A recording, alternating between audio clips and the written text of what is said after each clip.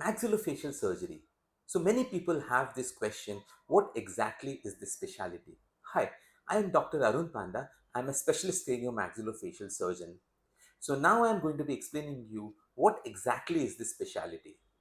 Now the Wikipedia defines a maxillofacial surgeon as a regional specialist surgeon who treats the entire craniomaxillofacial complex, the anatomy of the jaws, the face, and the skull.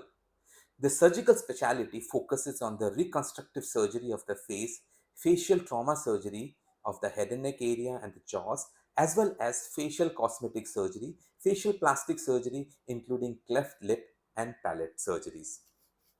Now, in many countries, this specialty is dual qualified. It means it has got dual degree, and in some countries, it has got a single degree. Now, this depends wholly and totally on the government policies and the medical councils. Okay, so this specialty actually, as I mentioned, focuses on multiple number of diseases and reconstructive procedures of the head and neck areas, of the jaws, and of the face.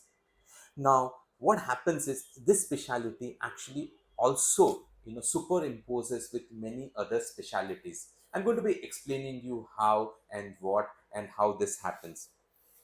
Now, the scope of the specialty, as I mentioned, is actually vast. It starts right from the skin on the face to the bone of the face, and right from the hair till the neck area. So it's a vast specialty, and as I mentioned, it is reconstructive and cosmetically, remaking the whole face.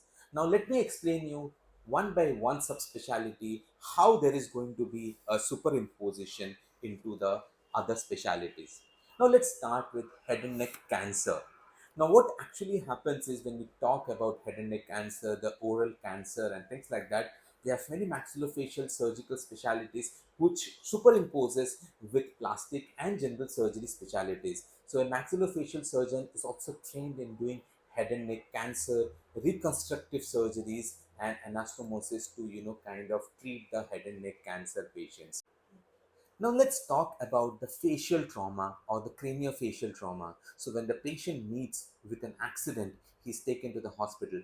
In fact, a lot of hospitals today have maxillofacials in their emergency team because a head and neck surgeon or a craniomaxillofacial surgeon is actually so trained during the process of our 3 years curriculum that we treat every part of the facial bone, right from the orbital fractures, the nasal fractures, the jaw fractures, etc. Now, this part or this subspecialty of trauma, again, it is superimposed by, say, plastic surgeons and the ENT surgery. Now, let's come to the facial cosmetic surgeries, which is again so vast, and again, this field is superimposed by our specialty. I'm going to be taking one by one of the procedures, which explains how the other specialties are also involved in this. Okay, now let's talk about blepharoplasty to start with. So, blepharoplasty is a cosmetic procedure wherein we can rejuvenate the eyelids. So, it makes the eyelids a much more youthful, it gives it much more youthful appearance. Now, this specialty with maxillofacial surgery also superimposes with the oculoplasty specialty. Now, when we talk about rhinoplasty, for example, so rhinoplasty, cosmetic rhinoplasty, again, it we enhance cosmetically the appearance of the nose. Again, maxillofacials do a wonderful job on the nose cosmetically, and this again subspecialty superimposes with the ENT surgery. Now let's take cleft lip and palate, which is again a facial cosmetic surgical procedure which has been performed by maxillofacial surgeons for over many decades now. Again, this specialty or subspecialty is superimposed with the plastic surgery specialty. Now, gender affirmation surgeries.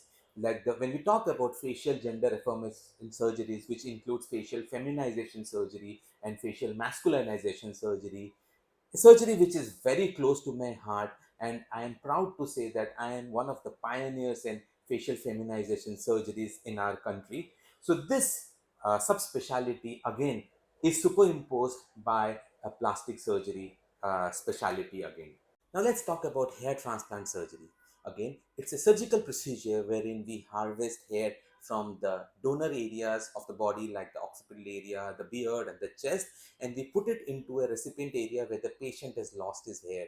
It's a surgical procedure, and again, this specialty is superimposed by specialties like dermatologist and the plastic surgery. And now, finally, let me talk about the minimally invasive facial cosmetic procedures or minimally invasive aesthetic medicine, which involves refining the skin flaws on the face.